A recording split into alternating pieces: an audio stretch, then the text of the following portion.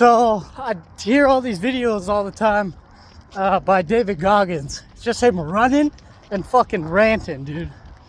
Nah, I'm obviously not, I ain't no fucking David Goggins. That's for damn sure. But this dude always got good ideas. And I feel like I got some good ideas and I could benefit some people. So I might not be way the fuck up here, but I might be down here. And some people might even be way lower. So I guess I'm gonna just share some stuff that I think could be beneficial to some people. I'm sitting here running and thinking about, you know, jealousy and being the best. And I don't know, I'm sitting here running. I'm training for, I guess, a half marathon and then a marathon. And you know, I go in these confidence, these mood swings sort of deals. And it's like, damn, I'm sitting here training for this half marathon or marathon, right?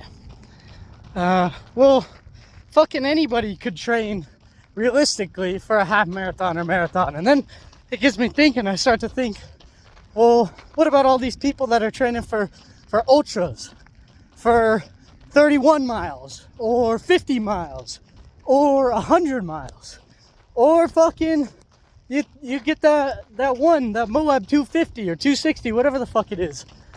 You get these group of people running just insane amount of miles.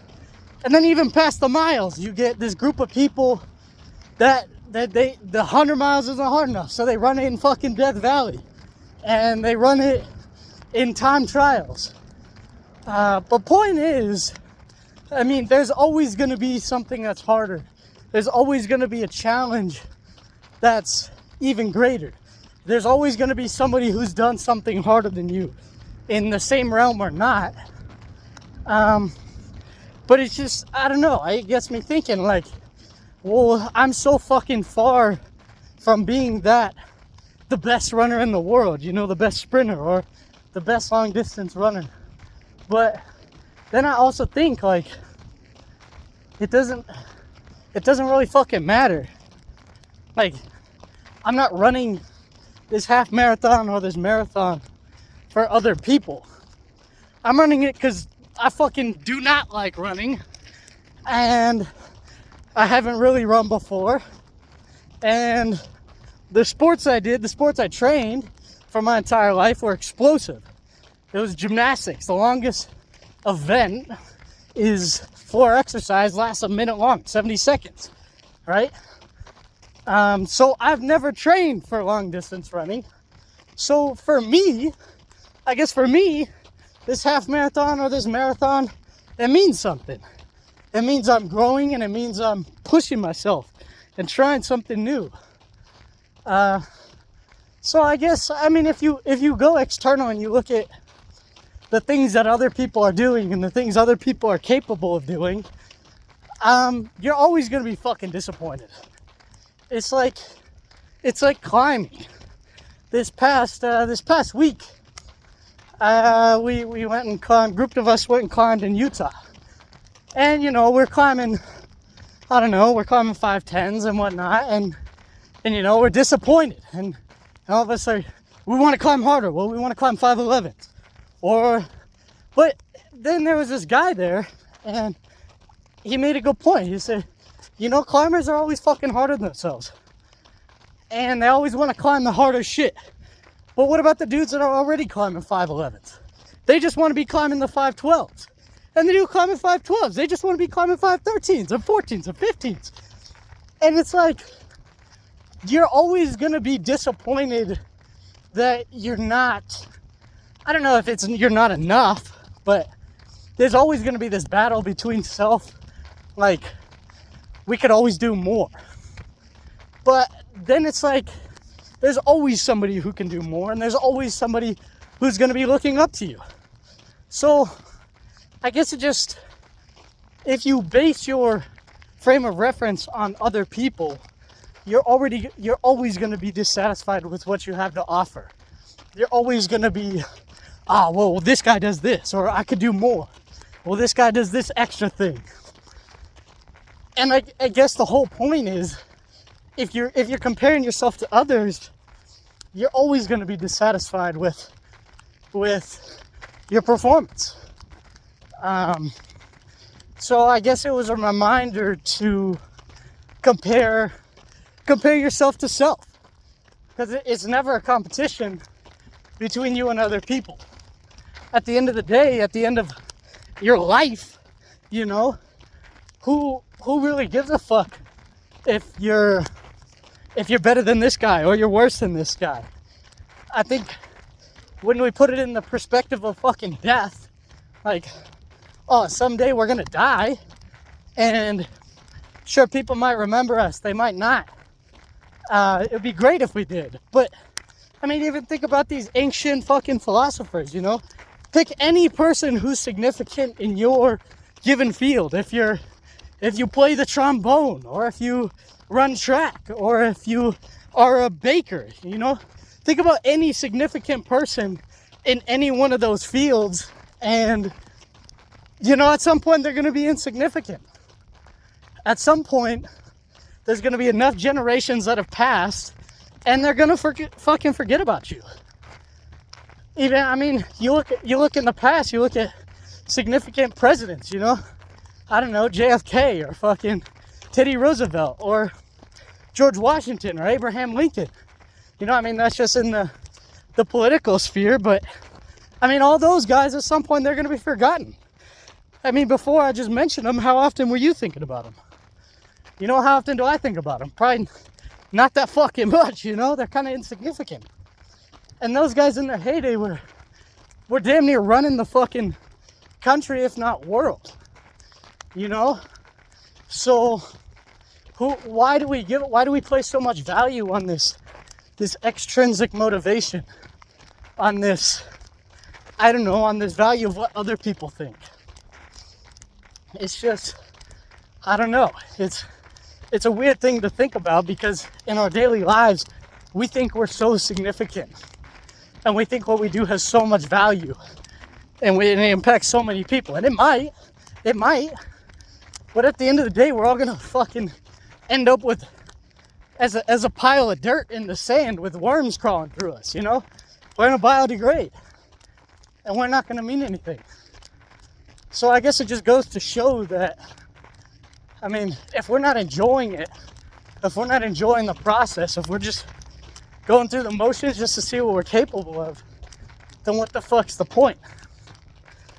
You know, I think we need to put more emphasis on enjoying things and enjoying whatever it is we're training for or competing for, and less emphasis on the event and the adulation and the external congratulations, or validation rather. And that's something that's, I don't know, for me, it's hard to come to grips with. You know, I've been trained to be super competitive. I grew up competing in gymnastics my whole life. You know, elementary school I was doing it, middle school I was training it, high school, and then college. And I don't know, man. It's just, I was training to compete. I was trained to compare myself to other people. But now I'm out here in the real world, if that's what you want to call it. Fucking whatever you want to call it. And nobody really gives a shit. You know? Nobody really gives a shit who you are or what you do, what you accomplish. So I think we have to go internal and get our own validation from ourselves and be proud of what we accomplish. It's a weird line between being proud of what we accomplish and also striving for the next best thing. But I really think we need to place more value on our own validation and our own pride, being proud of what we accomplish and how much we're pushing ourselves, and less value on what other people think. I don't know, it's a hard line to draw, but it's one that I'm trying to draw for myself. Not caring so much what other people are proud of me for or don't like me for, and more value on on what I value and I enjoy. So, I don't know. It's just my thoughts. I guess I'll leave. I don't have the exact quote, but I'll leave it with this idea from Naval Ravikant. He's this, I don't even know what the fuck this guy is. He's an entrepreneur and I guess philosopher, if you want to call him that. Runs his own business, stuff like that. And this dude's got really good ideas. And something that he pointed out was, hey, if you're not jealous of every single aspect of another person, their pros, their cons, their strengths, their weaknesses, how they treat people, how they treat themselves, their work ethic, if you're not proud, or rather jealous of every single part of that person, then why are you jealous of them at all? They're not you, and you're not them.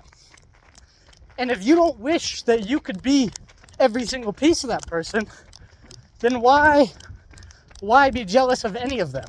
You know, they've got their own strengths and they've got their own weaknesses, just like you and me have our own strengths and our own weaknesses.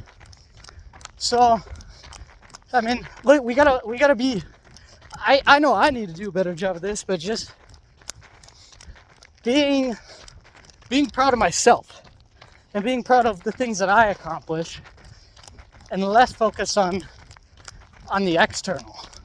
Because there's things that you and I do that are really good. Things that each of us does that other people can't do. And if you look at people that either we're jealous of or we wish we could be, there's 100% things that we do better than them. Things that we're not giving ourselves credit for. And I think that's something that we need to do better, is be proud of ourselves and put more emphasis on give ourselves more credit. I don't think we give ourselves enough credit. But yeah, that's pretty much all I got. Just being proud of ourselves and giving ourselves enough credit. Being proud of ourselves, but also pushing towards the next thing. It's a weird line. Being grateful, but also pushing. Alright, that's all I got. Gonna finish up my run here. Good day, and push yourself and be proud of the shit that you do, and recognize your own strengths. Alright, sign off.